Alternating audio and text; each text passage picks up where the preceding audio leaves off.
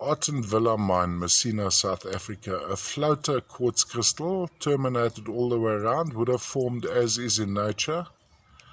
So let's start with the top termination. What I find quite lovely is this section. You can see my finger right through there. You can actually see right through the specimen, and what you see here would be the backdrop of what's happening here, which would be a mixture of hematite and epidote and the likes. Let's look at the crystal faces. Across there, little, all joined by one crystal. Let's look inside these angles. Lovely patterning, usually almost a phantoming. Now, what we look for in these quartzes from Messina would be the turquoise or the sea green or the blue, of course. So if you see turquoise in here, we're looking at the likes of adjuvite. I don't see any here, but if you're good with colors, you might. And don't be mistaken with the gray of the hematite. So this would be my preferred point of display.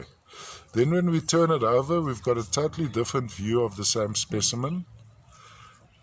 You see multiple crystallization on that head going around like that. You see the faces popping out there. Now let's have a search for color across there. So let's go a little bit closer, see if we can get color indications. Mainly grey and sort of a pinkish blush to it, a reddish pinkish blush, which would be, of course, the inclusions of hematite, quite typical to this deposit.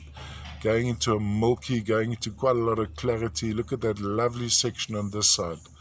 Size-wise, we're looking over 2 inches edge to edge, so good size, all the way from the Arten Villa Mine, Messina, South Africa.